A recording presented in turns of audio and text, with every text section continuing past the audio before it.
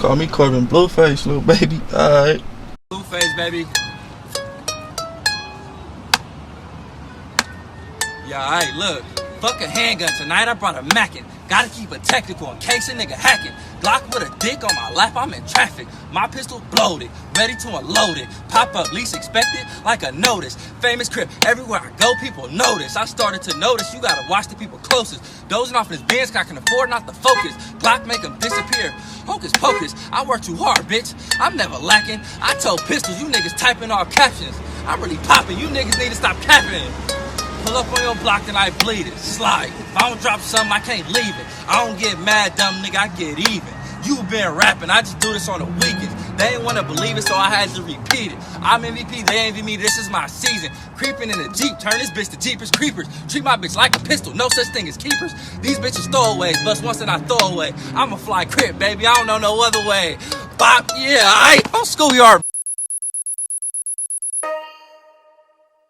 Jonathan Jamal Porter, born January 20th, 1997. Today's feature begs the question, what has rap music come to in 2021? And also, is it still about the music, or has popular music become something other than what we're used to? To answer those questions is simple. Hip-hop and rap music, which is now the popular culture, has changed and is not what we're used to, nor should it be. Has it changed for the worse? Well, only you can answer that, because like all art, it's subjective.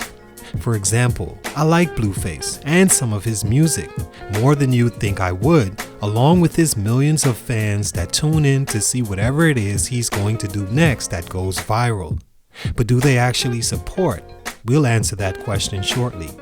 But there are many popular music listeners that don't, never have, and never will like Blueface as an artist, and I completely understand why. In short, Blueface can be a hard act to appreciate because in this new world where everyone sees everything, he isn't very apologetic for what rubs you the wrong way, and as long as you pay attention, he'll continue to do what makes you hate him because quite frankly, the shit works. Which brings me to a sidetrack to the story. In my opinion, what we have now in not just hip-hop, but in the world currently, is we're all living in what I call the troll era. To initially explain that, I'll compare it to a crowded city or country. Take a place like China, for instance, with all those people standing out of the crowd to do simple things like earn money can be very competitive. This makes people from countries like this try any and everything possible to be different, or bombard you with their sale offers so much that eventually you bite and allow it. It also makes them work harder because to get in front of a crowded line that's moving, you have no choice. In America, more specifically entertainment, you'd find that same hustle and unique sales pitch, except what they're selling you is a dream, an image, a gimmick. Once it's different and unique enough, you have a formula that works in today's era because while many call it so-called garbage, a troll fan seeking to stand out among his circle, giving something interesting about him for his friends to see, or at least pay attention to. Clout, attention, love, even for a second can make people do anything. So an artist like Lil Pump, Lil Yachty, Ugly God, Blueface, and even 6ix9ine can become popular in today's time. They were so appallingly considered horrible rappers when they came out, or so shocking in 6ix9ine's case being a silly acting Mexican running a blood gang in New York, can gain troll fans that think it's funny to see that artist on top. The Donald Trump effect.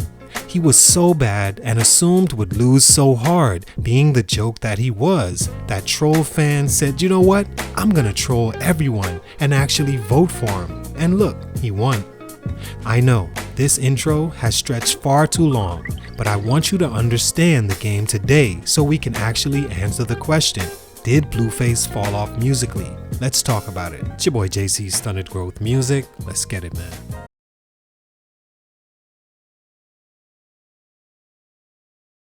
Blueface, if you don't already know, is a West Coast artist that became popular after a remix to his song Thotiana released January 2019.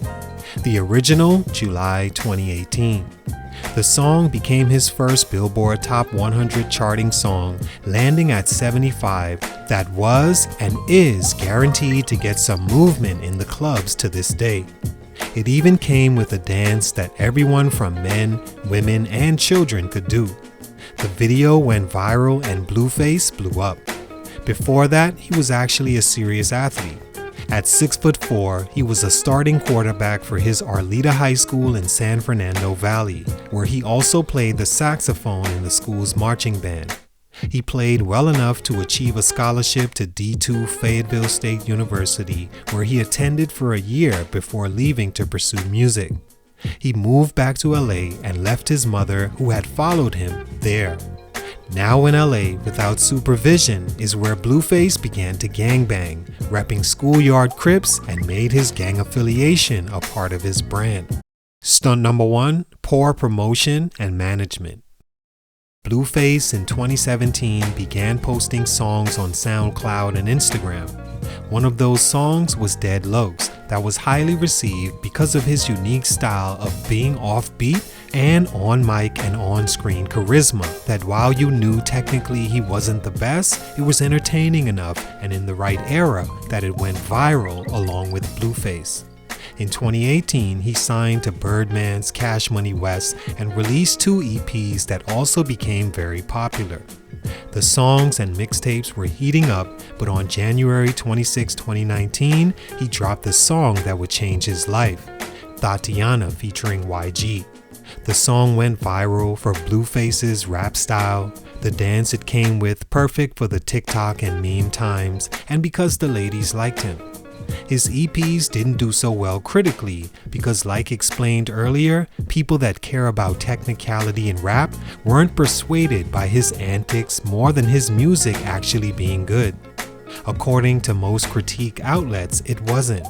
Matters none because his YouTube and streaming were on fire.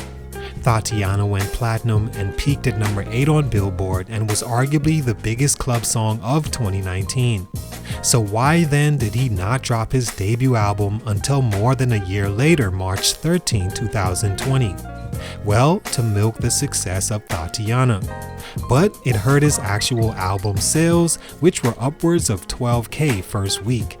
He also dropped an EP before the album, August 2019, which that should have been his debut album. It sold more than his official album at 14K. Management dropped the ball on his future, trying to milk his present. Stunt number 2, no serious fans. Remember when I asked the question, do his fans actually support? No, they don't, as you can see from his sales. I think Blueface's entire appeal is that he's not looked at as a serious rapper.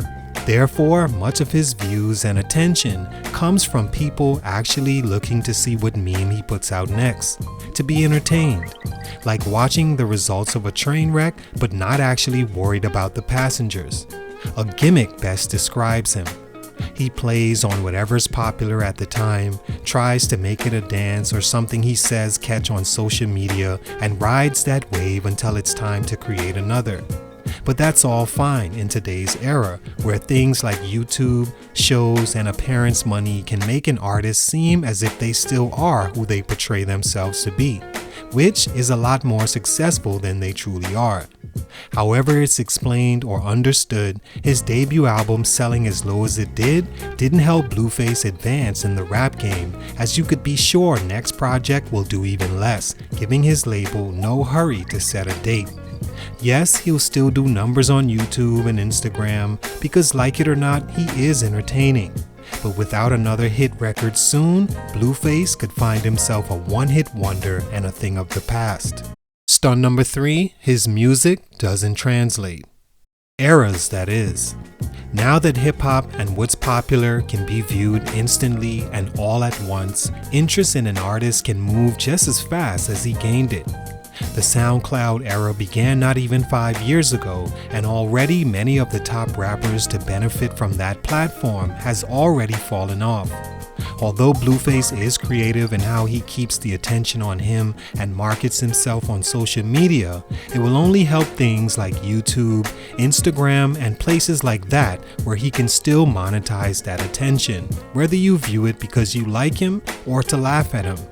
If you look at his YouTube, he's still doing millions of views in 2021, which is why you can't exactly say he's fallen off. Nowadays, album sales matter none financially to an artist, as YouTube revenue, shows, club hosting, and branding makes an artist far more than the numbers Blueface is doing. Either way, I think sooner or later, unless his music picks up more substance and translatable songs more personal that connects with fans, he may remain a sight to see, but not a product that could last. All in all, Blueface is lucky to have come up in an era like today. Artists now are making insane amounts of money and have more ways to invest it to hold on to that money, so in no way do I think Blueface will go broke. If that's all he cares about, then by all means, continue doing what it is you are. If he wants to be remembered for more, the music has to change. No one's expecting him to become Nas or anything, but at least a few tracks that show you care about your craft lasting the test of time. Has he fallen off? Not exactly as yet. Will his popularity last? Well, we'll see. Much respect, but for these reasons, Blueface's growth was stunted. It's your boy JC, Stunted Growth Music, and I'm out.